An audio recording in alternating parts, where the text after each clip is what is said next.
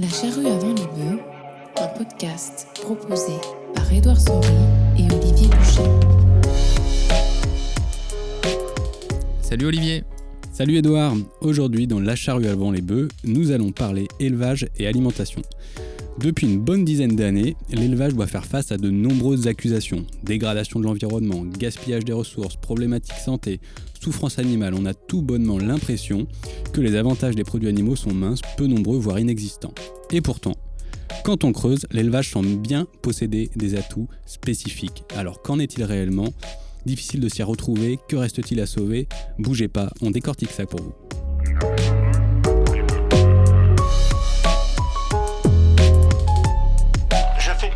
Tout mon jardin sans produits chimiques aucun. Ils abandonneront un peu la monoculture d'aujourd'hui.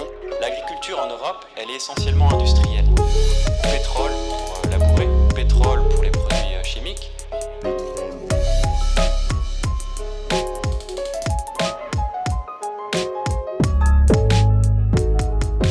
Pour en parler, nous recevons aujourd'hui deux intervenants.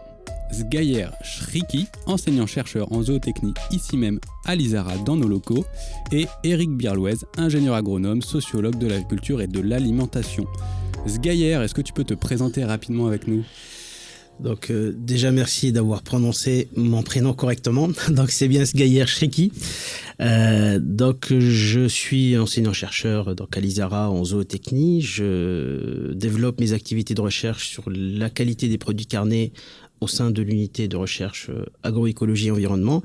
Donc à la base, j'ai un doctorat en sciences des aliments. Je l'ai obtenu à l'INRA de Clermont-Ferrand. Ensuite, j'ai travaillé 1 an dans le privé, dans une société qui s'occupe de la distribution des steaks hachés à destination des fast-foods. Ensuite, j'ai décidé de repartir sur des postes d'enseignement et de recherche. Donc, j'étais enseignant-chercheur temporaire à l'ENSAT, donc l'école agro publique de Toulouse, et ensuite à l'université d'Angers. Et je suis donc depuis 3 ans ici à l'ISARA. Merci Sgayer. Bonjour Éric, est-ce que tu peux te présenter Olivier. aussi ?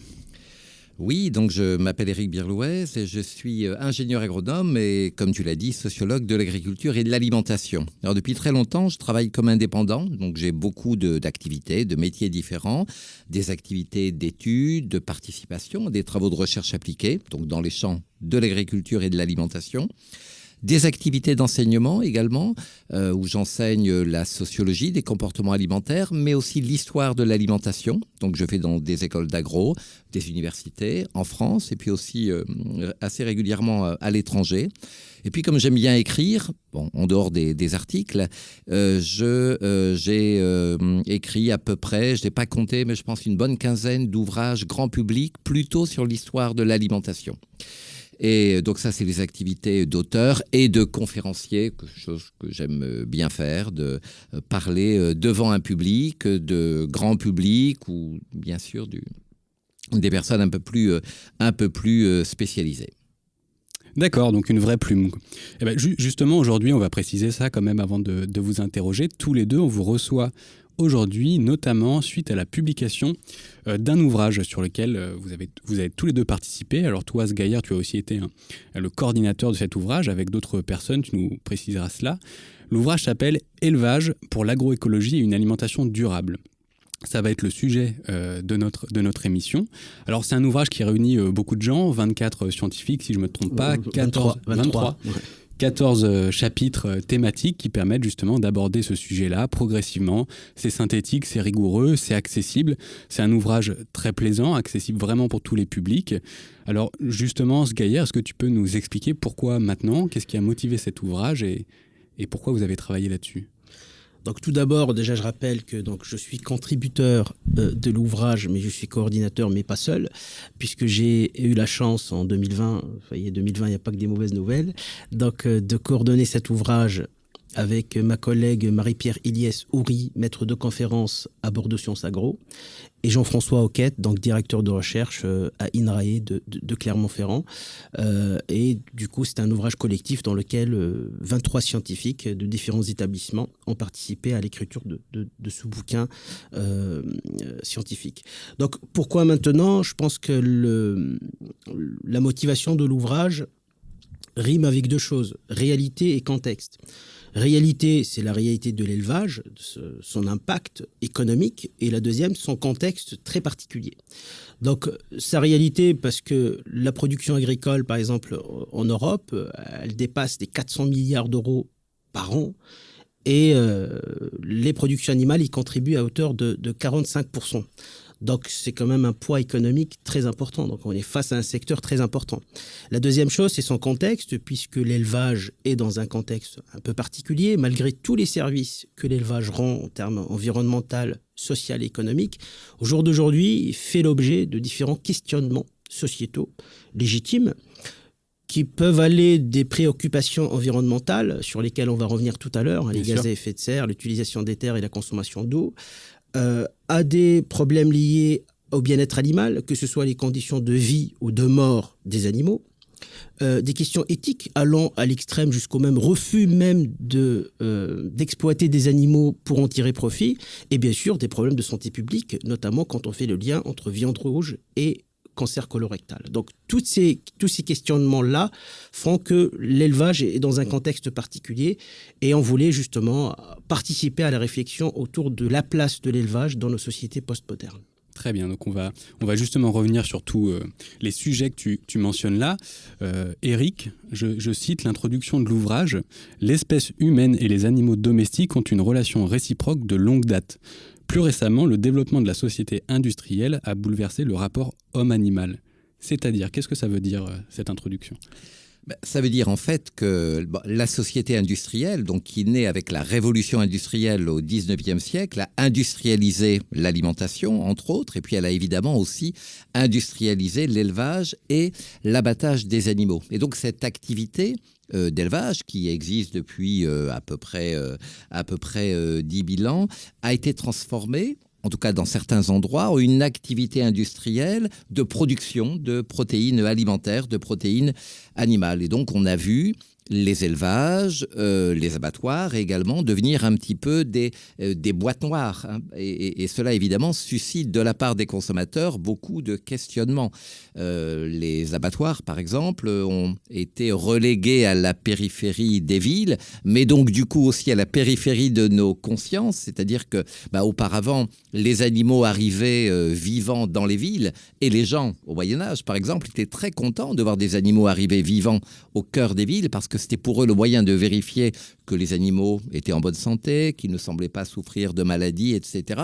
Et puis au 19e siècle, ça va changer, à la fois pour des raisons pratiques, parce qu'évidemment, il y a de plus en plus d'animaux, vu qu'il y a une population en croissance, et qu'on ne peut pas accueillir au cœur des villes tous ces flux d'animaux, donc on va les mettre à l'extérieur, près des grandes voies de circulation, mais en même temps, comme je le disais, on met à distance la mort de l'animal qui, avec la modernité, est de moins en moins accepté. Hein. C'est-à-dire qu'auparavant, et encore finalement, il n'y a pas si longtemps, dans les villages, quand on tuait le cochon, et là je ne parle pas du paléolithique, mais peut-être du début encore des années 1950, eh bien, les adultes comme les enfants assistaient à la tuerie du cochon.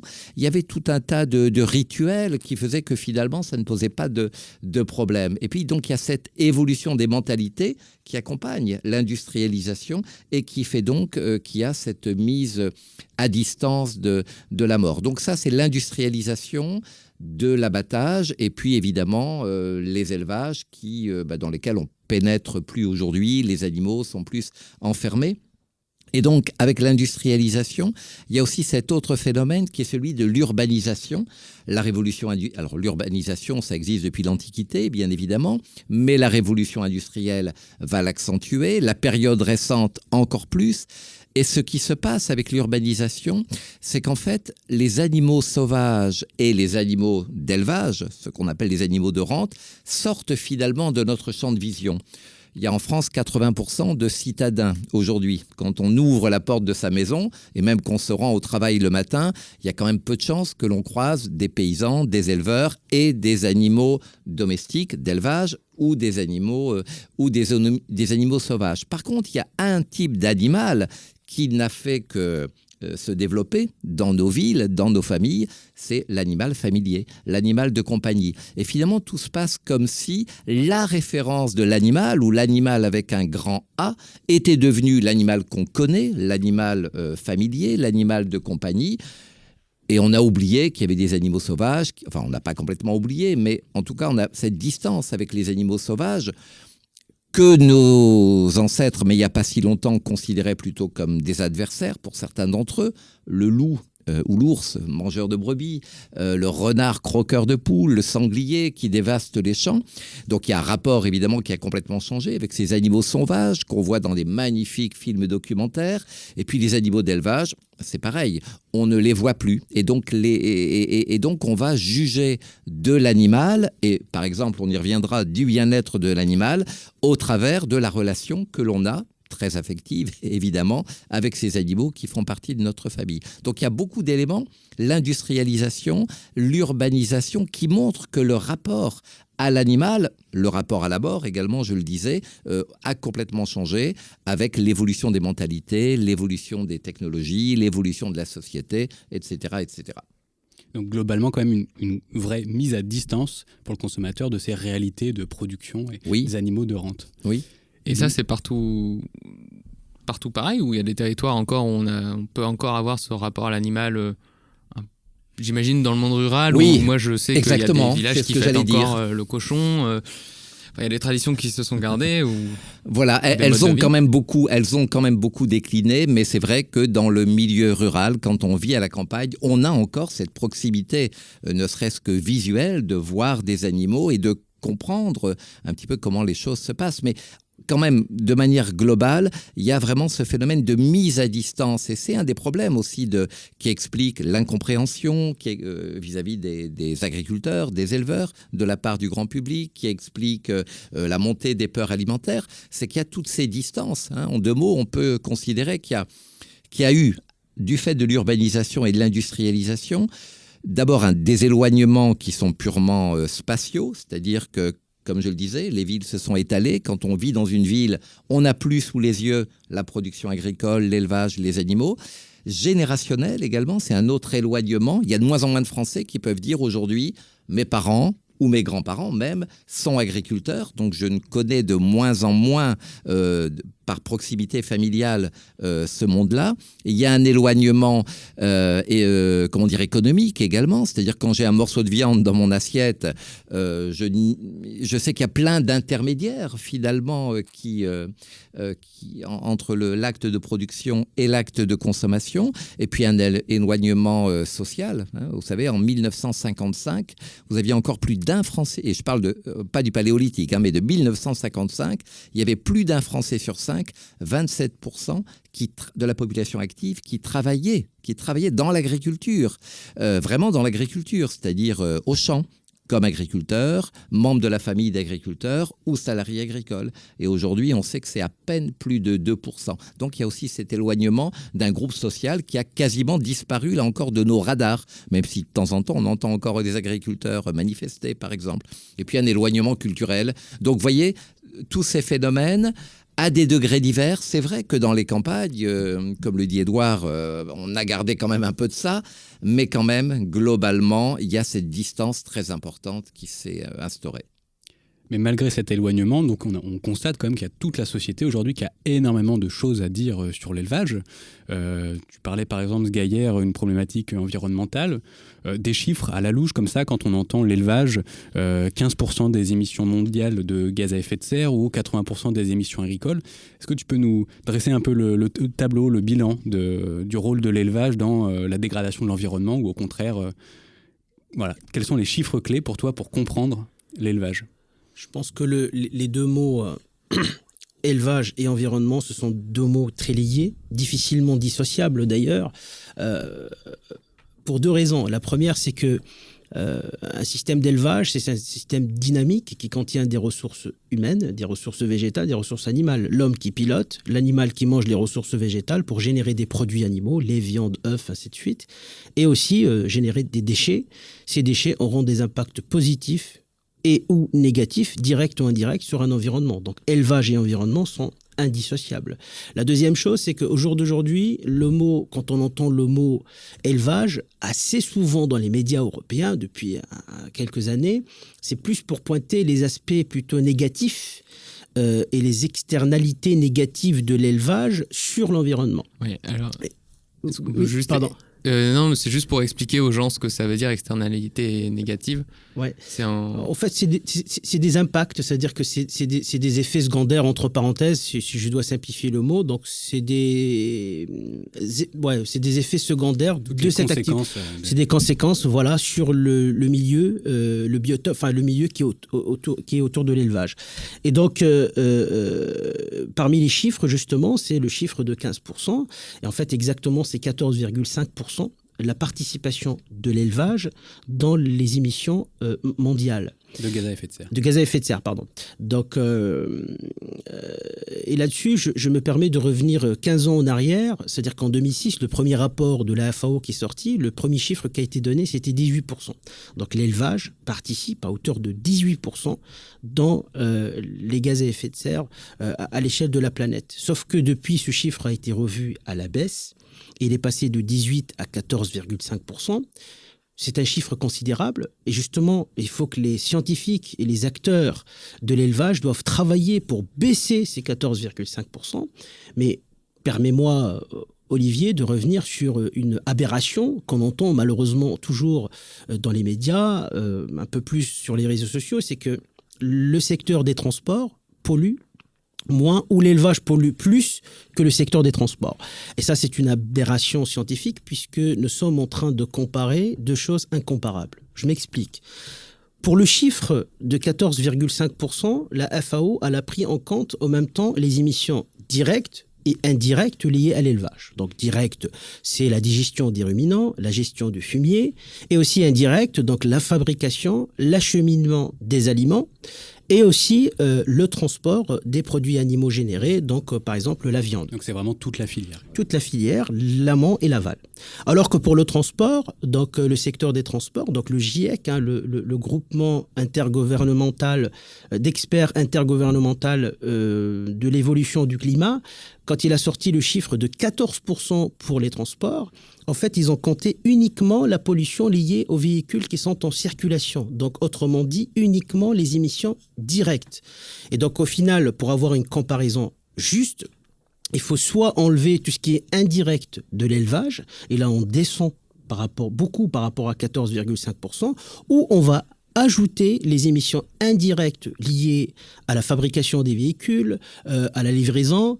Et là, par contre, on va passer tout simplement du simple au double. On va passer de 14,5 à 29%. Et là, c'est sûr que 14 à 29, donc là, on a le secteur des transports qui pollue de double par rapport au secteur de l'élevage. Donc ça, c'est des chiffres. En fait, ça ne veut pas dire que le chiffre de 14,5%, c'est un chiffre banal. Non, c'est ça. C'est sur ce chiffre-là il va falloir travailler, mais c'est juste à faire le point sur cette comparaison erronée. Je pense que tout à l'heure, on reviendra sur quelques pistes peut-être pour atténuer pour améliorer ça. Et alors, quelles sont les autres problématiques liées à l'élevage? Les autres problématiques, ce que tu as cité, mais je l'ai aussi évoqué à l'introduction, c'est la consommation des ressources d'eau. Et donc l'élevage, si je dois donner un chiffre, donc, consomme entre 8 à 15% des ressources en eau dans le monde. Et donc c'est considérable, mais encore une fois, je me permets de revenir sur un chiffre qui circule toujours. Pourtant, il a été démenti par des articles scientifiques et des études qui sont publiées et connues. Donc, pour produire 1 kilo de viande de bœuf, il va falloir mobiliser 15 000 litres d'eau pour le produire. Ce chiffre-là, il est vrai, mais faux en même temps. Il est vrai parce qu'en effet, c'est-à-dire que la méthode water footprint, c'est-à-dire que l'empreinte eau qui a été utilisée pour donner ce chiffre-là, elle a pris en compte tout ce qui tombe sur les champs qui sont essentiels pour faire croître les fourrages qui sont consommés par les animaux. Donc au final, c'est toute l'eau qui tombe sur un champ qui est destinée à alimenter un bovin. Donc on a pris en compte toute cette eau-là. Ce qu'ils ont oublié de dire dans ces 15 000 litres-là, pourtant le rapport de base et l'article de base qui a parlé de ce chiffre-là, il a bien mentionné, c'est que l'eau, il y a 3 types d'eau. On a l'eau verte, donc c'est l'eau de pluie. On a l'eau grise, et on a l'eau bleue, et en fait, c'est l'eau bleue qui pose problème. C'est l'eau potable, celle qui est essentielle pour l'irrigation des cultures et pour l'abreuvement des animaux.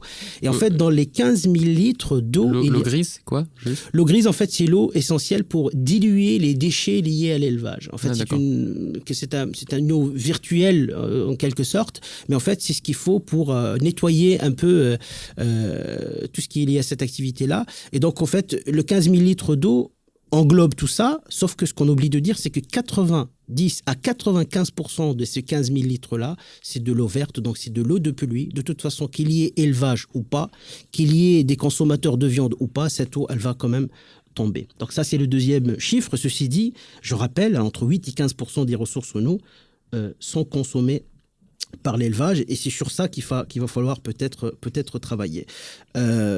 Parmi les chiffres, donc peut-être c'est la question d'après, la pollution peut-être, la pollution des eaux. Je ne sais pas si j'ai dit un mot maintenant ou je laisse pour plus tard. Là, tu me parles finalement donc l'élevage qui serait un consommateur d'eau significatif. Tout à fait. Par contre, l'élevage aurait un rôle sur la pollution. Sur la pollution, mais peut-être on va revenir tout à l'heure, mais ça c'est aussi un fait, une réalité, parce que la concentration régionale de la production animale provoque une pollution diffuse de l'air et de l'eau.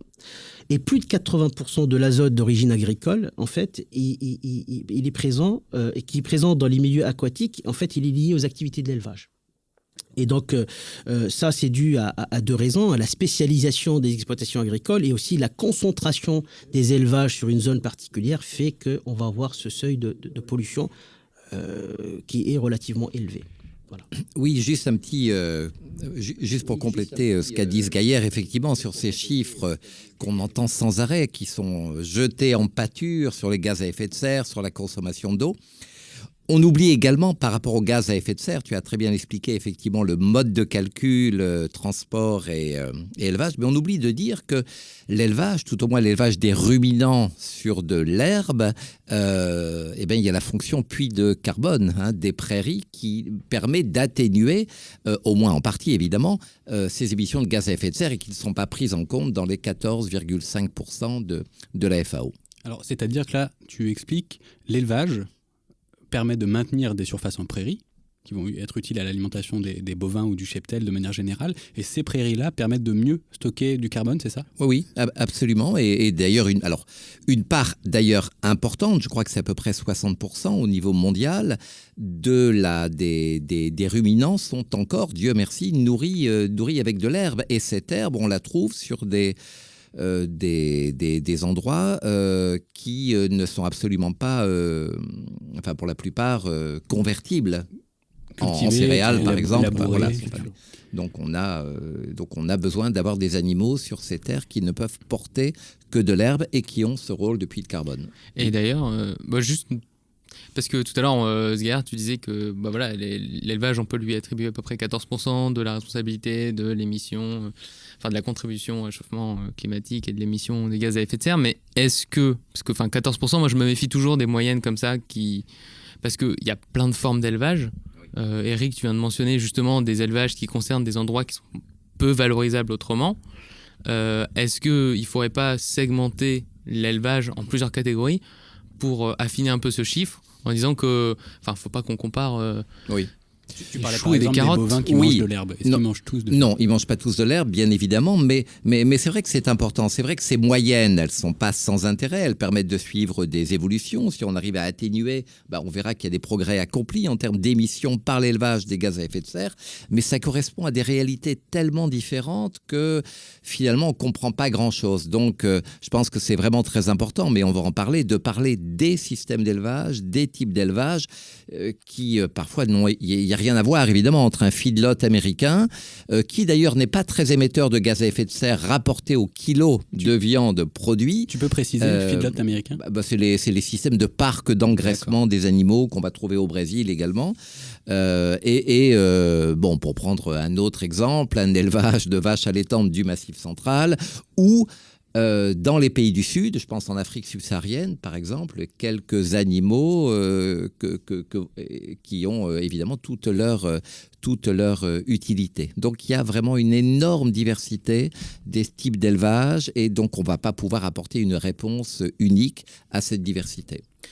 Et d'ailleurs, juste pour compléter, et je sais qu'on va peut-être en parler tout à l'heure, c'est que d'où le fait de raisonner uniquement avec des impacts calculés par la quantité de gaz à effet de serre, c'est pas tout à fait juste, puisque tu l'as bien dit, Eric, c'est que les parcs d'engraissement en Amérique ou au Brésil, par kilo de viande ou par kilo de protéines, génèrent beaucoup moins de gaz à effet de serre parce que la durée de vie, elle est beaucoup plus courte, il y a des hormones de croissance et en plus de ça, ils ne mangent pas forcément des fourrages, des celluloses qui génèrent des gaz à effet de serre, mais plutôt des céréales.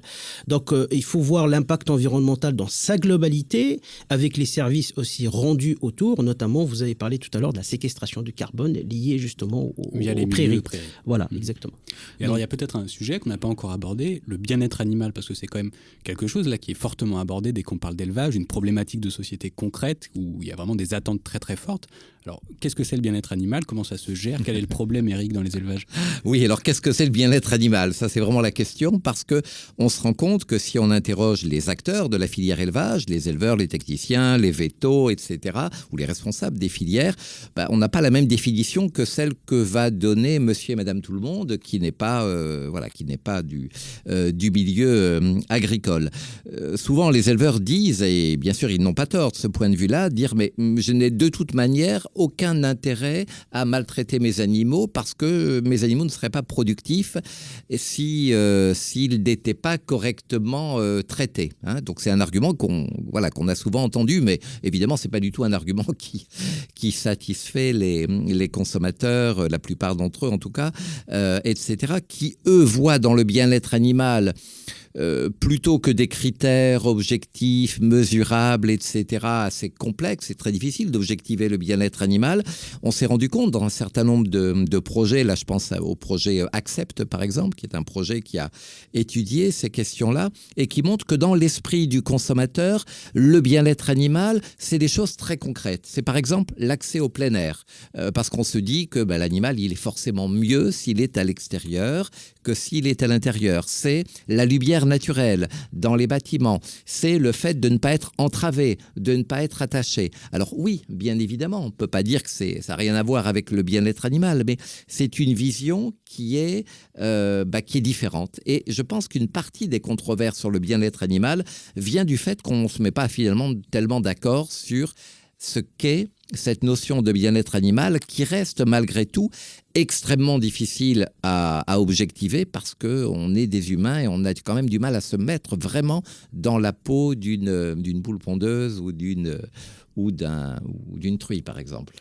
Et pour compléter, si tu le permets, Olivier, donc ce qu'il a dit Eric, c'est intéressant puisque au final, il y a des études qui ont été réalisées à l'INRA et à l'Institut de l'élevage qui montrent que la vision de chaque maillon de la chaîne est assez différente en termes de bien-être animal. Je donne juste quelques exemples. Le technicien de l'alimentation, il va s'intéresser finalement à l'amaigrissement, à la note d'état corporel de la vache. Est-ce qu'elle est bien ou pas par rapport à ce stade physiologique? Un vétérinaire, il aura plutôt une vision plutôt santé animale, s'il n'y a pas d'acidose, s'il n'y a pas des maladies, s'il n'y a pas des mammites. Alors que peut-être l'éleveur, il aura une autre façon de voir le comportement de sa vache qu'il a l'habitude d'observer tous les jours. Et le consommateur, il juge par rapport à ses critères d'accès au plein air, hors bâtiment, ainsi de suite. Donc au final, c'est une chose qui diffère selon le maillon de la chaîne. Et c'est ça peut-être qui explique en partie ces controverses, puisque nous ne sommes pas en train de parler du même angle sur la même chose. Et c'est pour ça d'ailleurs, il y a un gros programme qui est connu, qui s'appelle Welfare Quality, qui a généré un certain nombre d'indicateurs plus ou moins objectifs pour juger le bien-être animal. Donc c'est basé sur les 5 libertés, l'accès à la nourriture, le bâtiment, pas de douleur, et puis laisser l'animal exprimer son comportement naturel, et qui ont décliné ces 5 libertés en 15 indicateurs. Quand un technicien se pointe dans un élevage, il va pouvoir les cocher et donner une note, entre parenthèses, en termes de bien-être animal. Donc, ça permet pour moi, enfin, en tout cas pour ces auteurs-là et ces scientifiques, d'être un peu plus objectif quand on parle de bien-être animal. Mais c'est sûr que c'est une notion très complexe. Et pour traiter cette question en société, il va bien falloir quand même réussir à construire, à fabriquer une notion, un principe qui ferait consensus, ou en tout cas en partie. Est-ce que ces notions-là, est-ce qu'il y a des notions qui émergent quand même malgré tout entre consommateurs, vétérinaires, techniciens, producteurs, sur lesquels on pourrait s'entendre sur comment on gère le bien-être animal et qu'est-ce que ça veut dire, ou définitivement c'est quelque chose qui ne pourra pas nous rassembler? Non, je pense qu'il y a des points effectivement qui peuvent rassembler, mais on voit bien quand même la complexité de cette notion dans laquelle on va aussi, et c'est bien naturel, mettre de l'anthropomorphisme, mettre justement la relation que nous avons avec nos animaux de compagnie, en oubliant qu'un animal n'est pas forcément plus heureux, et là on parle bien d'animaux qui ont été domestiqués depuis 10 000 ans, n'est pas forcément plus heureux si on le relâche dans la nature. Enfin, tout ça est évidemment assez compliqué. Je ne sais pas si on arrivera à se mettre d'accord, mais je pense qu'il y a quand même des points de convergence qu'on peut malgré tout trouver. Cette notion de bien-être animal ou de refus de la souffrance animale, en fait, elle est très ancienne. C'est vrai qu'on en parle depuis quelques années, où c'est vraiment arrivé dans l'espace public, mais vous savez, dès l'Antiquité, et peut-être même avant, dès les temps préhistoriques, le fait de tuer un animal pour le manger n'a jamais été quelque chose qui allait de soi. On sait par exemple, par l'observation des peuples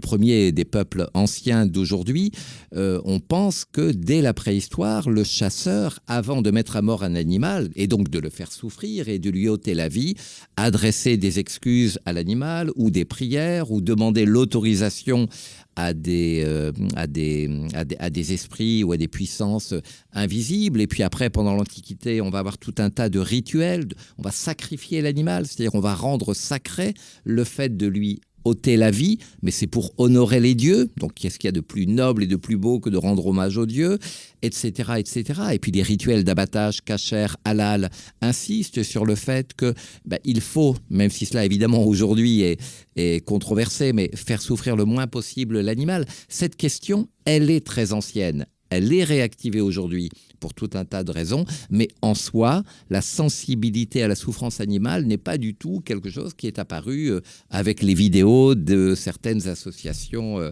qui défendent la cause animale. Mais avec ce petit bond historique, Eric, on va en profiter justement pour passer de l'élevage vraiment au régime alimentaire et à la consommation. Donc on comprend là que les animaux, l'abattage, l'élevage est quand même quelque chose de relativement ancien. Et justement, dans le livre, on parle de l'omnivorisme de l'homme qui finalement n'est pas quelque chose d'anecdotique. C'est vraiment quelque chose de très important qui visiblement permet de comprendre l'homme, son évolution, ses organisations sociales. Alors face à cet omnivorisme qui est une sorte d'ADN ou intrinsèque quelque part à notre espèce, d'après toi, comment on peut réfléchir ces questions de végétarien, de végétalien? Est-ce que tu peux nous repréciser toutes ces notions ou à quoi ça fait référence, tous ces régimes aujourd'hui? Oui, alors déjà sur l'aspect omnivorisme, c'est vrai que c'est important de rappeler ce que nous disent les spécialistes de ces questions, c'est que l'homme, pas seulement l'Homo sapiens, mais ses ancêtres préhistoriques, depuis les premiers Homo habilis, apparus il y a 2,5 millions d'années, peut-être 2,8 millions, mais peu importe, l'homme est omnivore. C'est vrai que son régime alimentaire au tout début du genre humain était un régime qui était non pas végétarien, mais qui était très végétal. L'homme n'avait pas encore les capacités à chasser des gros animaux et donc à se procurer beaucoup de viande, mais on sait que dès l'origine, il pouvait consommer des insectes, des vers, des petits rongeurs, des petits mammifères qu'il pouvait facilement attraper. Et donc ça, c'est une vérité, une certitude scientifique. Nous sommes des omnivores, c'est notre condition biologique. Et d'ailleurs, cet omnivorisme, c'est ce qui a permis à l'homme de conquérir toute la planète, puisque être omnivore, c'est une chance, puisque c'est une capacité d'adaptation à des ressources alimentaires. Il y a un certain opportunisme. Exactement, on parle effectivement d'omnivore opportuniste, c'est-à-dire être omnivore, c'est je peux manger de tout, à l'exception quand même d'un certain nombre de poisons qui existent dans la nature. Et en même temps, c'est je dois manger de tout, donc j'ai quand même besoin d'un minimum de diversité alimentaire. Donc ce que l'on sait aujourd'hui, c'est que l'homme peut être végétarien sans aucun effet négatif sur sa santé, je dis bien végétarien, dès lors qu'il complète sa ration végétale par des produits animaux qui ne seront pas de la viande, qui ne sont pas du poisson, mais des œufs, des produits laitiers, du miel, qui est aussi un produit animal. Par contre, le fait d'être omnivore nous interdit d'être végétalien, c'est-à-dire de nous nourrir uniquement avec des produits végétaux. On parle beaucoup, et c'est une réalité scientifique, de la vitamine B12 que l'on ne trouve absolument pas dans les produits végétaux. Et donc les végétaliens, c'est-à-dire ceux qui ne mangent pas du tout de produits animaux, doivent prendre des compléments alimentaires de vitamine B12 Et aussi, il y a aussi le problème de certains minéraux, comme le fer, comme le calcium, qu'on peut trouver dans les végétaux, mais pas en grande quantité ou qui ne sont pas aisément assimilables par l'organisme. Et donc là, il faut vraiment manger beaucoup de végétaux. Donc c'est tout à fait possible d'être végétarien et en bonne santé à condition d'avoir des sources de produits animaux à côté et d'être attentif à l'équilibre alimentaire, mais on y arrive sans problème si on remplit ces conditions. Par contre, être végétalien n'est pas possible sans apport extérieur de compléments alimentaires pour compenser les choses. Pour préciser ce que tu nous dis ici, moi dans le livre, j'ai compris que justement ces produits animaux, et notamment l'apport de protéines, ça peut effectivement être substitué par d'autres protéines, oui. Mais on a l'impression qu'il n'y a pas qu'une question de quantité, mais aussi de qualité des protéines qu'on va retrouver dans les produits animaux, de digestibilité, ces choses-là.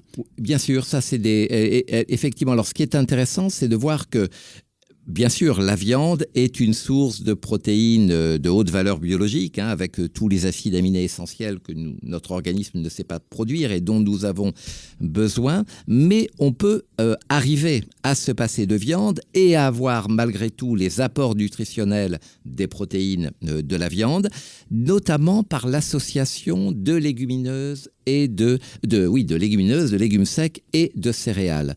On sait par exemple que les céréales, à des degrés divers évidemment, mais sont plutôt pauvres ou déficitaires en un acide aminé qu'on appelle la lysine, et au contraire contiennent suffisamment d'acide aminé soufré, cystéine, méthiodine, et que pour les légumineuses c'est l'inverse. Et donc si on associe céréales et légumineuses, on a une complémentarité qui permet de remplacer la viande. Et c'est ce que faisaient les cultures alimentaires traditionnelles.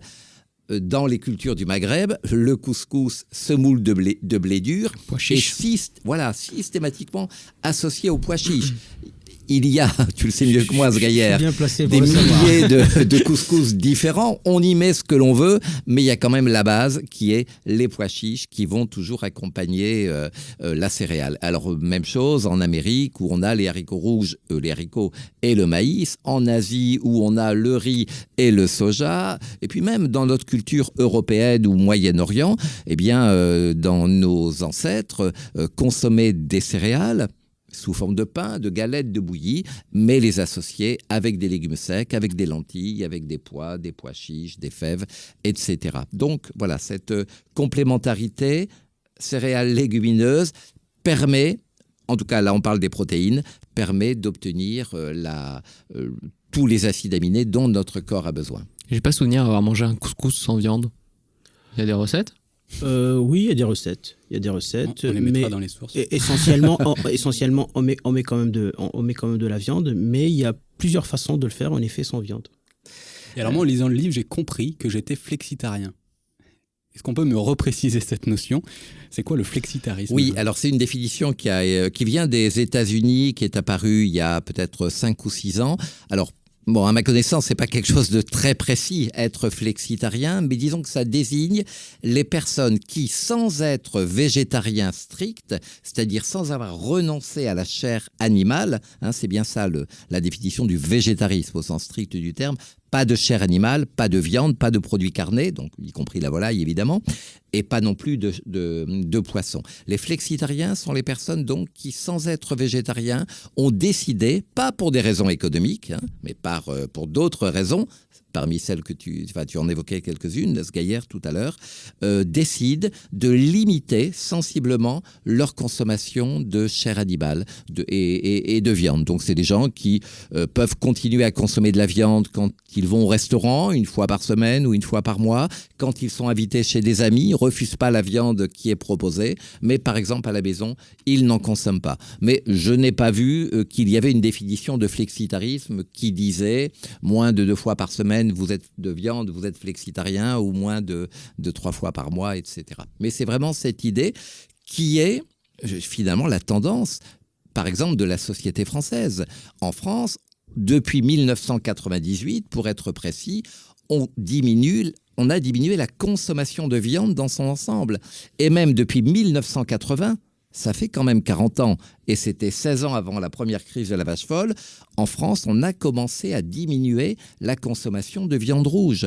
Donc finalement, il y a une toute petite parenthèse, si on se met dans la profondeur de l'histoire, les 30 Glorieuses, finalement, où on a mangé, en tout cas dans le cas de la France, de la viande tous les jours, souvent même 2 fois par jour, et où même les gens les moins aisés parvenaient à manger de la viande, peut-être pas tous les jours, mais ça durait très peu de temps, puisque dès 1980, a commencé le déclin de la viande rouge, et dès 1998, la viande dans son ensemble a diminué. Et on sait aujourd'hui que toutes les viandes, la charcuterie et même la volaille en consommation au domicile diminuent.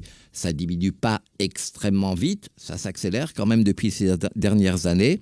Et donc, je ne sais pas si on peut dire que les Français deviennent flexitariens, tous, certainement pas, mais la tendance, elle n'est pas d'un basculement massif dans le végétarisme au jour d'aujourd'hui, bien sûr, mais plutôt vers une forme de flexitarisme, en tout cas de diminution de la consommation de viande. Et il y a encore une petite catégorie qu'on n'a pas encore mentionnée, mais c'est vrai que la filière viande ne s'arrête pas juste à la chair animale, parce qu'il y a le cuir, bien sûr, il y a d'autres produits dérivés, et du coup il y a aussi les gens qui se revendiquent véganisme. Oui. Le véganisme. Et du coup, cela, est-ce qu'on a aussi une définition un peu... Oui, alors effectivement, quand on est végane, alors le véganisme n'est pas qu'un mode d'alimentation. C'est-à-dire que oui, les véganes sont végétaliens. Ils ne consomment absolument aucun produit d'origine animale. Mais comme tu l'as dit, ça va plus loin. On refuse tout type d'exploitation de l'animal. Donc on ne porte pas de chaussures, de ceintures en cuir, ni de blousons en cuir, de pulls de laine, de foulards de soie sauvage, etc. De cire d'abeille.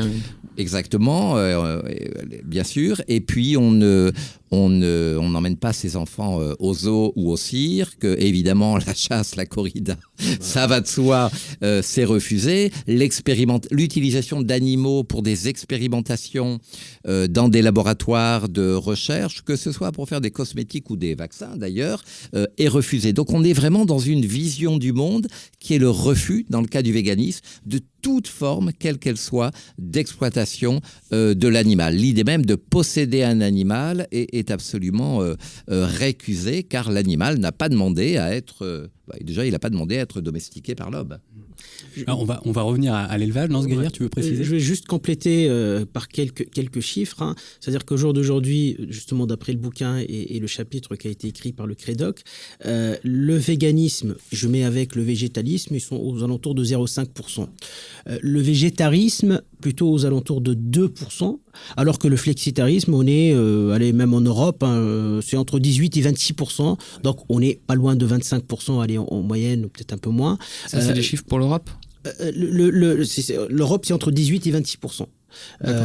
Et le reste aussi pareil, c'est-à-dire que pourquoi je parle de l'Europe, parce que dans l'enquête Crédoc, en fait, c'est 5 ou 6 pays européens. Oui, c'est ça, donc voilà, pays. je donne des moyennes si tu veux. Donc 0,5 véganisme, 2% végétarisme et allez aux alentours de 20 et quelques pour le flexitarisme. Et ce qui ressort comme conclusion, c'est que celui qui est en train de gagner du terrain, justement, c'est plutôt le flexitarisme avec, encore une fois, il faut peut-être bien le définir. Ceci dit, moi, après avoir discuté avec certaines personnes qui se prétendent flexitarisme, le mot que j'entends le plus, c'est que je mange moins, mais je mange mieux.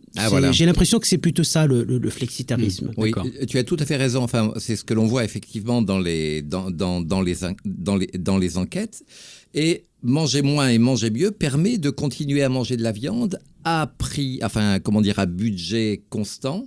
Et on remplace effectivement la quantité par la qualité, avec toutes les définitions variables qu'on peut donner de la qualité de la viande. Et justement, pour finir là-dessus, moi je retiens ce que tu as écrit quand même, Eric, où on dit l'acte de manger, aujourd'hui particulièrement, est réintégré dans une quête globale de sens. J'ai l'impression que c'est quand même une vérité aujourd'hui ou un message fort de ces questions. Ah oui, tout à fait. Là, vraiment, c'est quelque chose qui nous frappe quand on observe les comportements alimentaires. Depuis quelques années, on a vraiment un changement profond des représentations de l'alimentation. Et moi, je parle vraiment d'une éthique alimentaire qui est en train de prendre le dessus. Alors, quand on parle d'éthique, on parle de valeur que l'on donne à l'aliment et à l'acte alimentaire. Ça n'est plus seulement la valeur, évidemment, vitale de l'aliment, ça n'est plus seulement la valeur du plaisir, du bon goût, du partage, de la convivialité. Ça, évidemment, ça demeure, mais on voit de plus en plus de gens qui qui veulent donner du sens, comme tu l'as dit, à leur alimentation. Alors on va le trouver, ce sens, au travers par exemple des produits équitables pour permettre à des éleveurs de vivre dignement de leur travail en étant correctement rémunérés. C'est évidemment la protection de l'environnement, de la biodiversité, le moindre impact sur le climat. Donc ça donne du sens également. La lutte contre le gaspillage alimentaire, c'est aussi un autre aspect qui monte beaucoup en France, toujours dans cette quête de sens. On veut se réapproprier son alimentation, ses aliments. Je le disais tout à l'heure, il y a eu toutes ces distances qui se sont créées, tous ces éloignements entre le mangeur et ses aliments, pour les raisons que j'ai évoquées. Donc il y a vraiment un besoin pour beaucoup de gens de reprendre le contrôle sur leur alimentation qu'ils avaient un peu délégué aux producteurs agricoles, à la grande distribution, à la transformation. Et les gens disent aujourd'hui, je reprends le contrôle et être végétarien ou végétalien ou vegan, c'est une manière parmi d'autres de reprendre le contrôle puisque c'est moi qui décide. C'est pas un régime que la société m'impose. C'est moi qui individuellement décide de changer d'alimentation, d'opter pour le 100% bio ou le 100% local ou le sans gluten ou tout ce que vous voulez ou le végétarisme évidemment. Donc ça c'est vraiment un point très important, ce besoin de reprendre le contrôle et de retrouver la maîtrise de son alimentation et de lui donner du sens par rapport justement à toutes ces questions. Et alors, pour tous les deux, finalement, là, de la consommation, si on revient à la production, comment ce cortège de valeurs, on va essayer de l'intégrer, de le faire vivre au sein même des élevages, puisque je rappelle quand même une partie de votre ouvrage, toute la seconde partie de l'ouvrage est consacrée aux perspectives d'amélioration avec des intentions agroécologiques, vous dites. Alors déjà, qu'est-ce que c'est l'agroécologie ? Et donc, qu'est-ce que vous proposez pour l'élevage ? Comment on fait pour faire vivre ces valeurs dans un élevage ? Je me permets, Eric, de revenir, juste de dire quelques mots sur l'agroécologie, puis après je te passe la main. L'agroécologie, elle se positionne au jour d'aujourd'hui dans une logique plutôt de reconception des systèmes d'élevage. Et si je dois choisir une définition, là je l'ai sous les yeux parce qu'il y a plusieurs définitions justement de l'agroécologie. Celle que je trouve la plus complète, pourtant elle est ancienne, c'est un ensemble de pratiques dont l'objectif est d'amplifier les processus naturels mis en jeu au sein des agroécosystèmes afin de concevoir des systèmes productifs peu artificialisés, respectueux de l'environnement et surtout moins dépendants des intrants extérieurs. Fin de la citation. Donc, cette définition-là, déjà, nous donne à peu près une idée sur l'agroécologie et sur l'objectif, justement, de cette agroécologie. Dans l'ouvrage, parce que tu en as parlé, il cite l'exemple de l'agroforesterie comme étant un exemple parmi d'autres qui est un peu au service de la reconstruction ou la reconception des systèmes d'élevage. Et l'exemple qui a été cité, par exemple, dans l'ouvrage, c'est l'association entre des oies et des noyers. En fait, on a les noyers qui offrent de l'ombre pour les animaux, et on a les animaux, via leur déjection, offrent des engrais naturels, organiques aux plantes. Et au final, on a des bénéfices dans tous les sens, dans un système qui est, en tout cas, bien adapté face aux enjeux climatiques, puisque ça fait partie des systèmes les plus résilients face au réchauffement climatique. Ah oui, tout à fait. Moi j'aime beaucoup la définition que Dieu a donnée, qui est c'est finalement une stratégie d'avenir, puisque c'était ça qu'on évoquait, l'agroécologie, une stratégie d'avenir, mais qui finalement, sur la base d'un fondement scientifique, bien évidemment, comprendre les lois naturelles des agroécosystèmes, finalement, est une manière de revisiter le passé, de renouer avec le passé. Alors, pas du tout le passé archaïque du paysan qui a 3 poules, un cochon et 2 vaches, mais de comprendre vraiment en profondeur tout simplement comment ça marche et comment tirer le meilleur parti de ces lois naturelles de fonctionnement des agroécosystèmes pour causer, tu l'as dit dans la citation, le moins d'impact négatif possible sur l'environnement, la biodiversité, respecter l'animal, etc. Et moi, je crois que c'est ça qui est très porteur et je crois que vraiment aujourd'hui, beaucoup d'éleveurs commencent, ou certains le sont depuis longtemps, mais beaucoup s'engagent dans cette voie parce qu'ils ont bien compris que de toute façon, on on ne peut pas nier les attentes de la société, et puis qu'eux-mêmes, ils trouvent évidemment un intérêt personnel à retrouver finalement ces pratiques dans ce qu'elles avaient de positives. Tu parles de l'association des plants, de l'élevage et de l'agriculture, qui est quand même quelque chose d'ancestral et quand même très important. S'il n'y a plus d'élevage, quel type d'agriculture on aura ? Dans certains pays, je rappelle toujours ça, pensez en Afrique subsaharienne, au Burkina Faso, on élève des vaches pas d'abord pour leur lait, et encore moins pour leur viande, enfin un peu quand même, évidemment, mais pour leur fumier qui permet de fertiliser. Et c'est des choses qu'on oublie, toute cette importance de l'association de la production végétale et de la production animale. Et puis le rôle des arbres, le rôle des haies, ce sont des choses qu'on redécouvre aujourd'hui et qu'on peut étayer scientifiquement en termes d'impact positif. Le mot d'ordre, c'est vraiment la synergie entre l'animal et le végétal. La complémentarité et effectivement, tous ces cercles vertueux qui peuvent s'enclencher. Et donc, est-ce qu'il y avait d'autres propositions phares pour vous dans les élevages pour travailler différemment ? Ou d'ailleurs, je fais une petite parenthèse, Gaillère, une de tes thématiques de recherche, c'est quand même, il faut le mentionner, la culture de viande in vitro, où elle a plusieurs noms. Est-ce que rapidement, quand même, tu peux nous expliquer ce que c'est, cette viande in vitro, cette viande artificielle ? Est-ce que c'est un avenir ? Comment tu présenterais ça ?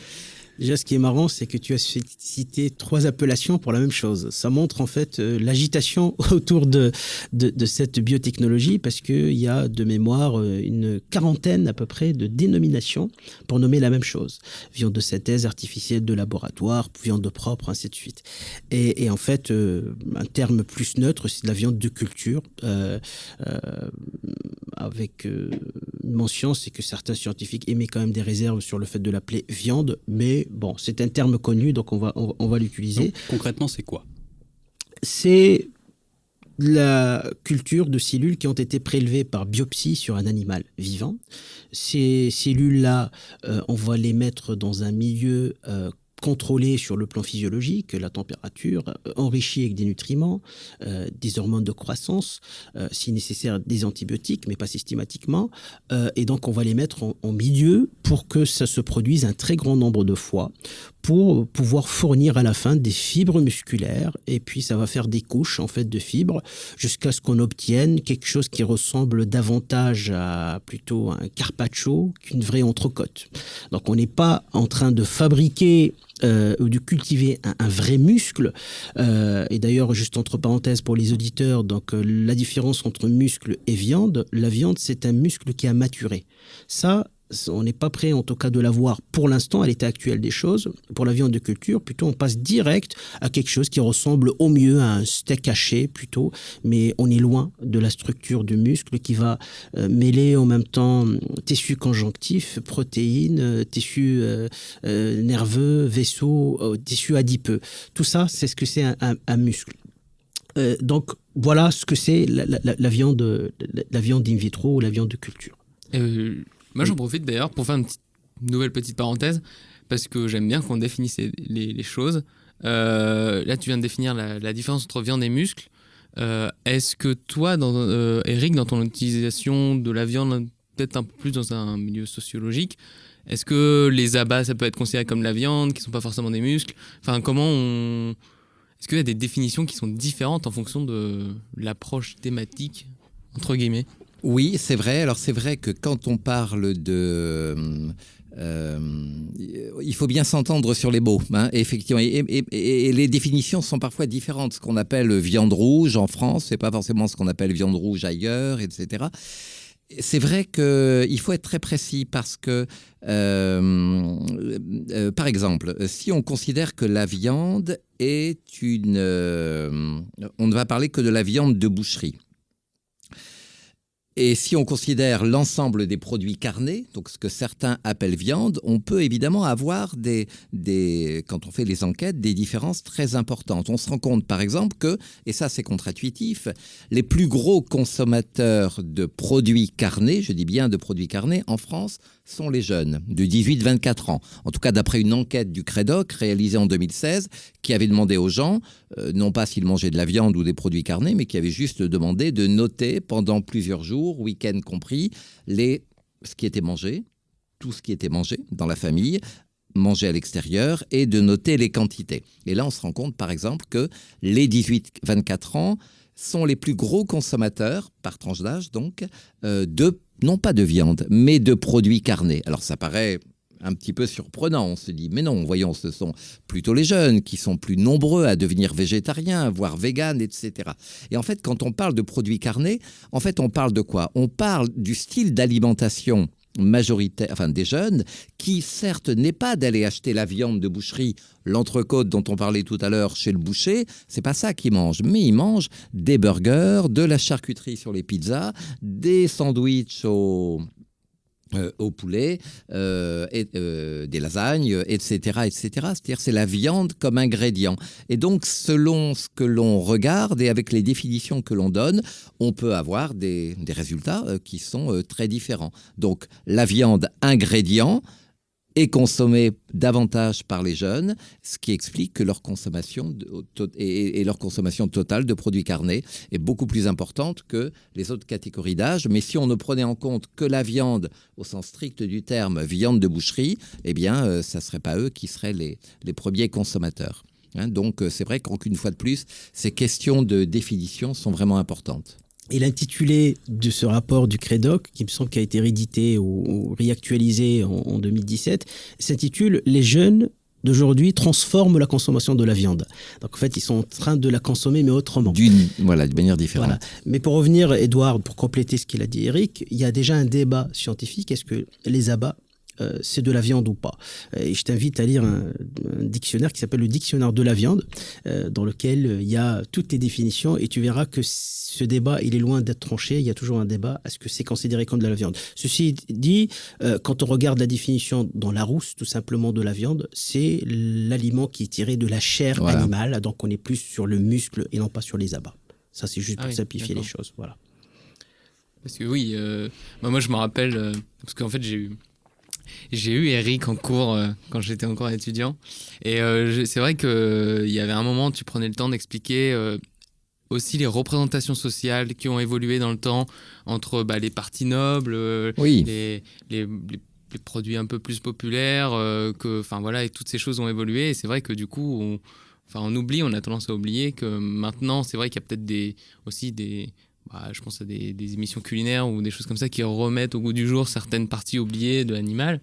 Mais du coup, nos représentations sociales ont évolué sur certaines parties de viande. Bien sûr, mais oui, alors la viande elle-même a été considérée pendant très longtemps comme le produit noble par excellence, et puis il y avait des produits qui étaient plus nobles, ou des parties en tout cas de l'animal qui étaient considérées comme plus nobles que d'autres. Ça, c'est tout à fait vrai. Et d'ailleurs, la modernité a fait qu'on est allé de plus en plus vers des morceaux rapides, faciles à préparer, comme les grillades, et que d'autres produits sont tombés en désuétude.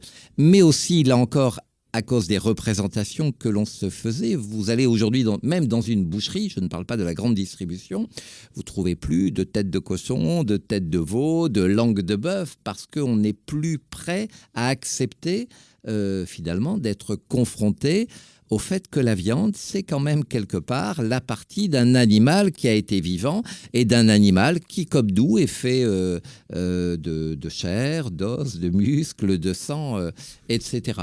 Donc là-dessus, on a des données sur le fait que si on prend un animal qui ressemble un peu trop à un animal, enfin en tout cas un produit de la viande qui ressemble un peu trop à l'animal, ça a tendance à nous éloigner. Oui, en fait, il y a deux types de mangeurs. Il y a ceux qui acceptent, ils sont de moins en moins nombreux d'ailleurs, qui acceptent sans problème de voir en quelque sorte l'animal dans le morceau de viande. Et la plupart des gens, finalement, je ne l'ai pas évoqué tout à l'heure, mais ça a fait partie de l'industrialisation de l'alimentation. Finalement, ça leur convient très bien d'avoir une barquette de polystyrène, un morceau de viande dans une barquette de polystyrène avec un film de cellophane, un petit buvard qui éponge, c'est pas le sang, mais on pense que c'est du sang, justement pour masquer cette image qu'on mange la partie d'un animal qui a été vivant. Et aujourd'hui, la tendance, c'est plutôt qu'on voulait pas voir, qu'on voulait pas trop se rappeler de l'origine vivante, animale de la viande. Donc il y a une désanimalisation, une chosification de la viande qui fait que quand on a soulevé le voile de ça récemment dans les médias, les gens ont été choqués. L'abattage des animaux, l'élevage des animaux, c'est ça qu'on a dans notre assiette et ça devenait évidemment insupportable.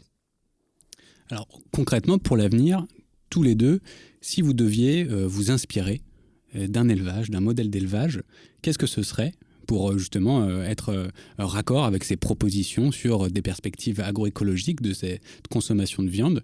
Voilà, quelle serait votre inspiration? Et autre question, comment on fait pour associer le consommateur à ce processus de production? Comment il va rencontrer l'éleveur? Eric, tu parles notamment de ça dans ton travail. Comment on fait pour recréer de la confiance, de la transparence et que le consommateur se sente lié à ce processus-là? Donc deux questions complexes qu'il va falloir traiter rapidement. Sur la deuxième, effectivement, moi je milite beaucoup pour quelque chose qui est très simple et qui, mais vraiment d'expérience, marche beaucoup, c'est de montrer la réalité. De montrer la réalité des élevages en France aujourd'hui, non pas pour dire que tout va bien, qu'il n'y a rien à changer, mais déjà de montrer la réalité pour éviter justement les fantasmes, les raccourcis, les généralisations abusives, etc. Et moi, j'ai constaté à chaque fois que des agriculteurs ou des éleveurs ouvrent les portes de leur exploitation et expliquent comment les choses se passent, on fait basculer des représentations dans la tête des gens. Alors évidemment, ceux qui sont au départ contre ne vont même pas aller visiter les élevages. On ne les fera pas changer d'avis. Mais je pense qu'il faut bien voir la grande majorité de la population en France qui continue de manger de la viande, simplement qu'il y a d'autres exigences. Et donc, c'est à eux qu'il faut s'adresser et leur montrer très concrètement ce que c'est que la vie d'un éleveur, ce que c'est que de travailler et de vivre avec des animaux. C'est sans doute un peu plus facile avec des gros ruminants qu'avec des cochons ou qu'avec des poules, où là, il y a évidemment un autre style d'élevage. Mais moi, j'ai constaté que quand on tient un discours de vérité, finalement, aux consommateurs, eh bien, ils apprécient. De leur dire, effectivement, tout n'est pas parfait, on peut, on a bien entendu vos inquiétudes, vos indignations, et on va travailler pour, par exemple, réduire les souffrances animales lors des opérations qu'on appelle des mutilations, de castration, d'écornage, etc. Donc ça, c'est des points mais vraiment dans une co-construction, encore une fois, en montrant aux gens la réalité de l'élevage d'aujourd'hui, qui n'est pas toujours celle qu'ils ont fantasmée, qui est certainement pas les 3 poules et les 2 vaches et le cochon dont on parlait tout à l'heure, mais qui n'est pas non plus, en tout cas dans le cas de la France, les situations qu'on décrivait avec les élevages feedlot d'Amérique d'Amérique du Nord ou du Brésil, et vraiment cette co-construction sur des objectifs d'amélioration, sur le bien-être animal, sur l'impact environnemental. Moi, je crois beaucoup à ça, cette espèce de pacte nouveau à recréer entre la société et les filières animales pour aller évidemment dans un progrès avec des objectifs chiffrés, datés, venez contrôler, etc. Et c'est comme ça qu'on ira dans le bon sens, de mon point de vue. Et juste pour compléter ce qu'il a dit Eric, donc je reprends une citation du ministre de l'Agriculture et de l'Alimentation, c'est une rencontre qui a été publiée sur son compte Twitter récemment. Il dit... Lequel ? Julien Denormandie. Ah oui. Le ministre de l'Agriculture et de l'Alimentation. Donc actuel. Actuel. Il a dit « Ramenant de la science et de la raison dans le débat politique, notamment sur les questions agricoles ». Fin de la citation. Et en fait, je pense que l'idée même du bouquin, c'est ça. C'est-à-dire ramener de la raison, de la science, évitant les raccourcis. Peut-être tout n'est pas tout blanc ou tout noir. Il faut peut-être relativiser certaines choses. On a passé quelques exemples de chiffres qui sont manipulés, et aussi évitons les mots qui sont complexes, mais évitons de les simplifier, comme par exemple la notion de la qualité. Et Eric, il est beaucoup mieux placé pour parler de ça. Mais la qualité, c'est quelque chose qui est très complexe. Pourtant, la définition est simple, parce que la définition de la qualité, c'est le fait de répondre à des besoins explicites ou implicites, alors que tes besoins ne sont pas forcément les miens, et les miens aujourd'hui ne sont pas forcément ceux d'hier, et encore moins ceux de demain. Donc en fait, c'est une notion évolutive, complexe, dynamique, à laquelle l'agriculteur, l'éleveur doit répondre. Et en fait, les exigences sont tellement différentes, c'est quand même difficile parfois de répondre à tout en même temps. Je pense que, Eric, si tu peux compléter. Oui, ça c'est quand même une évolution qui est très intéressante, qui est finalement, déjà tu l'as bien dit, la qualité n'existe pas plus qu'il n'existe un consommateur, pas plus qu'il n'existe un éleveur. Il faut vraiment mettre le pluriel, c'est-à-dire chacun d'entre nous, comme tu viens de le dire, a sa propre vision de la qualité. Autrefois, mais il n'y a pas si longtemps, pendant les 30 Glorieuses, les choses étaient simples. Les gens voulaient de la qualité. Sécurité sanitaire, évidemment, on ne voulait pas être malade en mangeant un morceau de viande ni n'importe quel autre aliment. Il y avait la praticité, il fallait que ça soit adapté à des modes de vie qui étaient devenus, avec l'urbanisation, des modes et des rythmes de ville. Et donc ça, c'était important. Il y avait évidemment, parce qu'on est en France, le goût, des critères très importants qui n'ont pas disparu. La saveur de la viande, la tendreté, c'est quand même important, très important pour beaucoup de consommateurs. Et puis on a vu apparaître bien sûr, les aspects de santé, mais de santé positive. Et puis, aujourd'hui, ça dépend des gens. Il y a des gens qui vont privilégier le mode de production, donc des qualités extrinsèques, pas seulement liées au produit lui-même, mais liées au mode de production. Donc, pour certains, c'est le bio. Pour l'autre, c'est le local. Pour d'autres, c'est que les animaux soient à l'herbe toute l'année, etc., etc. Et puis, on a parlé, évidemment, du bien-être animal. Et puis, on a parlé également du caractère équitable des produits pour que l'éleveur soit correctement rémunéré. Donc tout le monde ne veut pas tout et c'est ça effectivement qui rend les choses un petit peu complexes pour l'agriculteur qui devra effectivement faire des priorités. Parfois, on pourra difficilement répondre à toutes les attentes et tout le monde n'a pas forcément toutes ces attentes. On voit des gens qui sont vraiment très axés sur un aspect de la qualité, d'autres qui sont beaucoup plus axés sur un autre aspect de la qualité. Et évidemment, il faut répondre à tout le monde. Donc, ça passe par de la segmentation marketing, ça passe par la connaissance des attentes des différentes catégories de personnes. Mais c'est une difficulté, cet éclatement des attentes. Et alors, donc il y a des perceptions différentes du consommateur. Mais pour finir, on se dirige vers la fin de cette émission. On a malgré tout des impératifs aujourd'hui de gestion de la pollution, du réchauffement climatique. Est-ce que, je reviens sur cette question, vous avez un modèle inspirant d'élevage à donner aux auditeurs, quelque chose sur lequel on pourrait se baser, construire, réfléchir? Vas-y, Gaillard. Un modèle, je pense qu'il y a, comme il a dit Eric, il y a plusieurs façons d'élever des animaux, il y a plusieurs façons de produire des produits animaux, mais je pense qu'il y a un certain nombre de choses sur lesquelles beaucoup de personnes peuvent se mettre d'accord, comme par exemple le fait d'amplifier la part de l'herbe dans les rations. On a la chance d'être dans un pays qui a des ressources fourragères très importantes, donc ça c'est quelque chose qu'il va falloir maximiser. Il va falloir aussi faire rentrer davantage le numérique dans l'élevage. On parle aujourd'hui de smart farming, donc on se dirigera, et je l'espère bientôt, dans l'alimentation de précision. Donc, alimentation de précision, donc une ration qui est bien calée par rapport aux besoins stricts de l'animal, donc moins de gaspillage de ressources, et ça laissera peut-être moins de place à avoir des déchets et des émissions par la suite. Il y a la génétique, ça reste quand même un espoir, c'est-à-dire que la sélection génétique, je pense qu'elle a un rôle très important, et aussi le fait d'introduire des pratiques agroécologique, même si ça veut tout dire et rien dire en même temps. Mais je pense que dans le bouquin, il y a déjà quelques idées intéressantes. On a parlé tout à l'heure d'agroforesterie, mais ça ne peut pas être la solution de tous les problèmes. C'est une solution parmi d'autres. Il faut que ça soit aussi adapté à un contexte, un objectif, un climat, à des ressources autour. Donc, voici des choses sur lesquelles je pense qu'il y a moyen d'améliorer en tout cas les systèmes d'élevage actuels via ces quelques pistes que je viens de citer. Oui, tout à fait d'accord. C'est-à-dire qu'on ne va pas parler évidemment d'un modèle, mais d'une pluralité, d'une diversité de systèmes d'élevage adaptés à des conditions différentes, mais évidemment, en allant dans le sens général que demandent les consommateurs, davantage de bien-être animal, même si c'est difficile à définir, davantage de respect de l'environnement, davantage d'équité. Il y a vraiment aussi quand même cette question très importante pour moi de permettre aux éleveurs de vivre dignement de leur travail. C'est quand même pas possible que des gens travaillent parfois comme des forçats et n'aient pas, on parle même pas de salaire, mais je dirais au minimum de reconnaissance de la part de la société. Moi, j'anime des formations avec des éleveurs, sur le thème qu'ils appellent agribashing, etc. Et c'est quand même assez incroyable de voir à quel point les gens sont touchés, sont blessés de ces accusations, avec cette contradiction entre le fait que d'un côté, on aime les agriculteurs.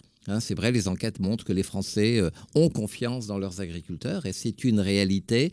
Mais, et en même temps, comme on disait au début, ces mises en cause, ces interpellations. Et donc là, il ne faut pas confondre deux choses. Il y a d'un côté l'agriculteur et l'agricultrice en tant que personne, et les Français les aiment bien, il faut vraiment capitaliser là-dessus. Et de l'autre côté, des modes de production agricole qui ne sont plus acceptés. On en fait parfois des généralités, mais en tout cas, il y a évidemment à balayer aussi devant sa porte. Donc, pluralité de modèles, et puis, encore une fois, co-construction avec les consommateurs et les citoyens pour essayer de définir ensemble, finalement, quel type de viande on a envie de manger, quel type d'élevage, quel type de... Et là, je crois qu'on peut vraiment s'entendre. Et les agriculteurs, et les éleveurs, ils sont évidemment prêts à changer dès lors qu'ils sont reconnus, accompagnés, y compris financièrement, évidemment, par la formation, par la recherche, comme tu l'as dit. Moi, les agriculteurs que je connais aujourd'hui, mais ils sont prêts à bouger. Il n'y a aucun problème, mais ils ont besoin de se sentir accompagnés sur tous ces plans-là. Merci à tous les deux, en tout cas, pour vos interventions derrière ces micros. Et donc, on va en profiter une dernière fois, puisque vous êtes là. On voudrait, chacun, 1 minute, vous proposer cette rubrique, la carte blanche, c'est-à-dire vous prenez 1 ou 2 minutes maximum pour présenter à ceux qui nous écoutent un livre, un ouvrage, un film, un documentaire, quelque chose qui vous aurait marqué récemment sur le thème de l'élevage ou de l'alimentation, si possible, et que vous souhaiteriez partager. Alors, ça peut être complètement autre chose, mais ouais. vous êtes libre. En tout cas, c'est à vous l'honneur et c'est votre moment perso.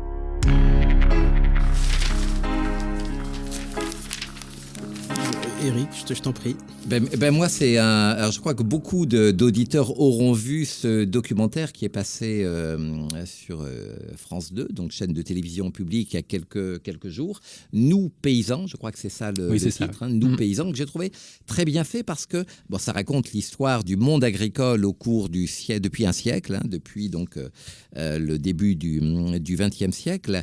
Et je trouve que c'est intéressant. Je trouvais que c'était très, très bien fait parce que, on montrait la réalité telle qu'elle est et ce qui a fait que l'agriculture d'aujourd'hui n'est plus celle de Bartine à la ferme ou de... ça a changé. Et je crois que c'est vraiment important parce que c'était diffusé à une heure de grande écoute sur une chaîne du service public, de montrer au maximum de personnes, encore une fois, quelle est la réalité de l'agriculture d'aujourd'hui, quelle est la mission première de l'agriculture. Et ça le rappelle bien dans ce documentaire, c'est de nourrir la population. Alors, il faut le faire évidemment du mieux possible, avec le respect, encore une fois, de la planète, du climat, de l'animal, etc. Mais il ne faut pas oublier, et je crois que ce documentaire le montre très bien, cette fonction vitale qu'on oublie dans nos pays où on mange à notre faim tous les jours, qui est celle de nourrir la population. Il y a d'autres services que rend évidemment l'agriculture et l'élevage, mais quand même, la fonction nourricière, elle est quand même première, parce qu'elle est vitale. Et certains se le sont rappelés d'ailleurs pendant la crise Covid-19, puisque vous vous rappelez que lors des premiers jours du confinement, les rayons ont été dévalisés et que 40% des gens, dans un sondage, mentionnaient la peur qu'ils avaient de la pénurie alimentaire. Alors que pénurie, il n'y avait pas de chance, pas de risque qu'il y en ait. Mais on voit bien qu'il y a par moment des moments où on réactive cette peur archaïque, ancestrale, de manquer de nourriture. Et là, on se rappelle tout d'un coup qu'à la base de ça, il y a des paysans, il y a des éleveurs, et il y a toute une filière, toute une chaîne alimentaire. Et donc, c'est important de ce documentaire ou d'autres choses, évidemment, je parlais des portes ouvertes, d'ouvrir les portes, pour recréer du lien entre les mangeurs et les aliments et ceux qui les produisent. Merci Éric Birlouez. Zgaïer, ta carte blanche. Donc ma carte blanche, je vais pouvoir la découper en 2 petites cartes. La première carte, donc je vais parler du bouquin. Au final, tu en as parlé au début, on en a parlé. En fait, pour dire aux auditeurs que une bonne partie, pas tout, mais une bonne partie de tout ce qui a été dit dans cette émission et dans ce podcast, donc il est dans le bouquin. Donc l'élevage pour l'agroécologie et une alimentation durable. Exactement. Voilà, donc il est paru aux éditions France Agricole. Et quand il est sorti, c'était au début du reconfinement, donc le confinement de l'automne. Donc je pense qu'il nécessite aussi de le faire connaître davantage à travers 14 chapitres thématiques. Donc on a parlé, on a évoqué de ça, de toutes ces questions autour de l'élevage.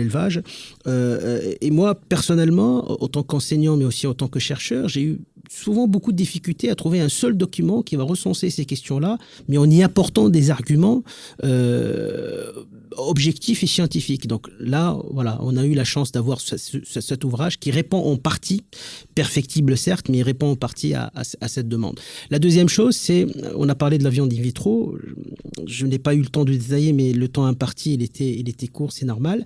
Donc je rappelle juste aux auditeurs qu'on est en train depuis quelques mois de conduire une grande enquête. Cette enquête, elle vise à déterminer l'acceptabilité des consommateurs envers cette nouvelle viande qui est arrivée depuis le décembre sur le marché à Singapour, mais qui risquerait peut-être d'être commercialisée aussi dans les années à venir. On verra ça plus tard. Et donc cette enquête a été initiée en France, mais elle a été traduite en 8 langues différentes dans plusieurs pays.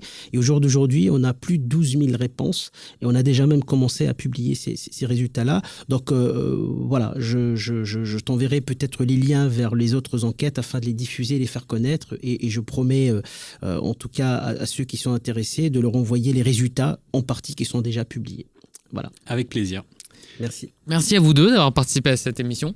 Ça nous a fait très plaisir de vous recevoir. Ici, à l'ISARA, en plus, dans l'école que vous connaissez tous les deux. Donc, un grand merci pour votre présence. Et merci à vous. Et merci à vous surtout pour cette invitation et pour cette émission très intéressante.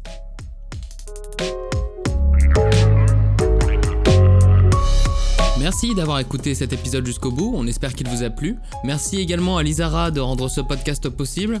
Vous pouvez soutenir l'émission en le partageant et en parlant autour de vous. Et également nous rejoindre sur les différents réseaux sociaux, les liens sont dans la description. Et on se dit à la prochaine pour un nouvel épisode. Salut!